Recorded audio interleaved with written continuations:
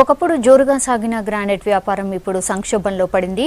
8 ఏళ్ల క్రితం సర్కార్ నుంచి తక్కువ మొత్తానికి లీజుకు తీసుకుని కోట్లు సంపాదించారు వ్యాపారులు. అయితే అప్పుడు నిబంధనలకు పాత్రేయడం ఇప్పుడు ఇష్యూ అవుతోంది. అక్రమ మైనింగ్ కార్యకలాపాలపై అధికారులు ఫోకస్ చేయడంతో వ్యాపారులు చిక్కుల్లో పడ్డారు. సర్కార్కు ఎగ్గొట్టిన కోట్ల రూపాయల ట్యాక్స్లను రాబట్టే ప్రయత్నం చేస్తున్నారు. 8 ఏళ్ల క్రితం కరీంనగర్లో గ్రానైట్ బిజినెస్ జోరుగా సాగింది. ఈ వ్యాపారంపై కోట్లు సంపాదించిన కొందరు వ్యాపారులు సర్కార్కు ట్యాక్స్ కట్టకుండా ఎగ్గొట్టారు. ఏకంగా 200 కోట్ల ట్యాక్స్ పెండింగ్లో ఉంది.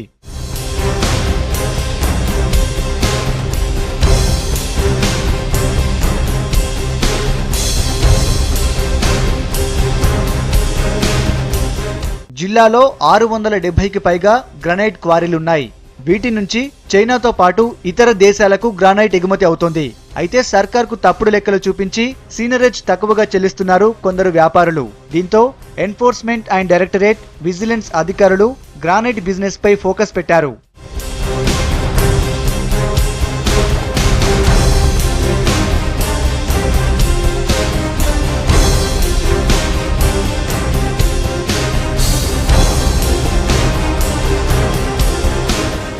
జిల్లాలోని గ్రానైట్ క్వారీలు చేసిన ఎక్స్పోర్ట్ పై దర్యాప్తు చేస్తోంది విజిలెన్స్ శాఖ. 43,000 పైగా బిల్లులను పరిశీలించిన అధికారులు 73 లావాదేవీలకు సంబంధించి 43 క్వారీల్లో అక్రమాలు జరిగినట్లు గుర్తించారు. వీటిని వెంటనే మూసివేయాలని ఆదేశించారు. 43 క్వారీలకు సంబంధించి 46 కోట్ల సీనరేజ్ చెల్లించాల్సి ఉండగా 30 కోట్లు చెల్లించారు. మిగతా 16 కోట్లను రికవరీ చేస్తామంటున్నారు అధికారులు. 2008 నుంచి 2011 వరకు రైల్లో రవాణైన బ్లాక్ల విషయమై విజిలెన్స్ ఎన్ఫోర్స్మెంట్ వాళ్ళు అప్పట్లో విచారణ జరిపి దానిలో జరిగిన తేడాలు ఏమైనా ఉన్నాయో అవన్నీ తేడాలను డిపార్ట్మెంట్కు పంపించింది ఫర్దర్ యాక్షన్ కొరకు. దాని ప్రకారంగా మేము ఇక్కడ ఆ క్రాస్ వెరిఫికేషన్ బిల్స్ అని చేసి ఒక 16 కోట్లకు వెరిఫై చేసి ఆ 16 కోట్ల వరకు అని మేము ఎవరికి మన ఏడీ విజిలెన్స్ గారు నిఘా విభాగాన్ని పంపించాము. నిఘా విభాగం వారు డిమాండ్ నోటీస్ ఇచ్చారు. ఆ 16 కోట్ల మంది ఇవ్వాల్సినటువంటి పర్మిషన్స్, ఫర్దర్ పర్మిషన్స్ అన్నీ ఆపేస్తాము. వాళ్ళు కూడా లీజ్ హోల్డర్స్ అంతా కూడా వాళ్ళు కూడా రీజన్స్ గవర్నమెంట్లో ఫైల్ చేసుకున్నట్టు మాకు సమాచారం ఉంది, తెలిసింది. దాని ప్రకారంగా వాళ్ళు గవర్నమెంట్లో ఏం డిసిషన్ రేపు తీసుకుంటే దాని మీద ఈ డిమాండ్ నోటీస్ ఇచ్చిన దాని మీద ఏం డిసిషన్ గవర్నమెంట్ తీసుకుంటే ఆ ఆదేశాల ప్రకారం మళ్ళీ ఈ డిపార్ట్మెంట్ నడుచుకుంటుంది.